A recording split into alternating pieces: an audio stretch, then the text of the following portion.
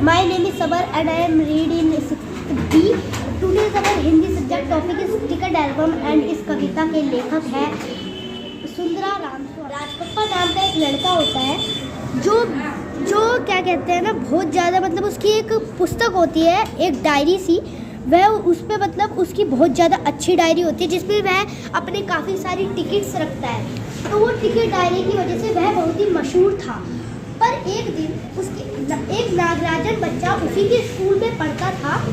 उसके मामा ने सिंगापुर से उसके लिए एक डायरी भिजवाई और उस डायरी में उसमें काफ़ी सारी अच्छी अच्छी चीज़ें थी जो राजपप्पा की टिकट एल्बम को फेल कर दिया।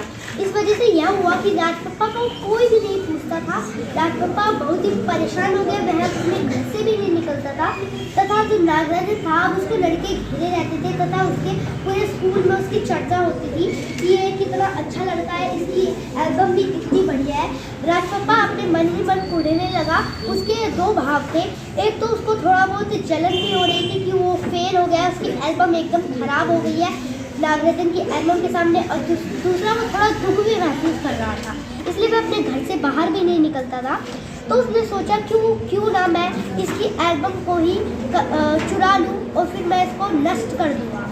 तो फिर वह एक रात को नागराजन की एल्बम चुराने के लिए उसके घर पहुँच जाता है। उसके घर पहुँचते ही जब वह उसको चुरा रहा होता है तो वो बहुत ही ज़्यादा डरा हुआ होता है। वह सोचता है अगर पुलिस को यह पता चल गया तो मैं जेल में भी जा सकता हूँ। इस डर के कारण वह बहुत ही घबरा जाता है। जैसे ही वह एल्बम को चुराकर बाहर निकलता है वह डर के मारे उस एल्बम को अंगीठी में डाल देता है, जिस वजह से वह एल्बम पूरी जलकर राख हो जाती है। फिर कुछ दिनों तक जब नागराजन दुखी रहता है, राजपप्पा खुश रहता है क्योंकि वो सोचता है ना तो मेरे को पुलिस ने पकड़ा और मेरी एल्बम भी अब स्कूल की सबसे अच्छी एल्बम बन गई क्योंकि अब नागराजन की एल्बम तो रही नहीं।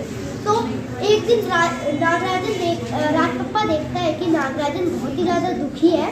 तो राजपप्पा अब उसने उसकी एल्बम नष्ट करने के बाद उसको और भी ज़्यादा दुख होने लगा कि मैंने उसकी एल्बम नष्ट कर दी। अब वह इतना दुखी रहता है तो उसने राजपप्पा ने अपनी एल्बम नागराजन को दे दी ताकि वह अपनी एल्बम का दुख उसके साथ देख सके। पर राजपप्पा अपने मन में सोचता है कि मेरी एल्बम तो अब नहीं रही, वह फूट कर रोने लगता है। तभी नागराजन से बोलता है कि थोड़ी देर के लिए मेरे को मेरी एल्बम को मेरे को दे दो, फिर मैं आपको दे दूँगा। तो हमें इससे यह सीख मिलती है चाहे कोई भी हमसे आगे बढ़ जाए तो हमें उसकी चीज़ों को नष्ट नहीं करना चाहिए, हमें अपनी मेहनत के दम पर हमें उसको पीछे छोड़ना चाहिए। Thank you.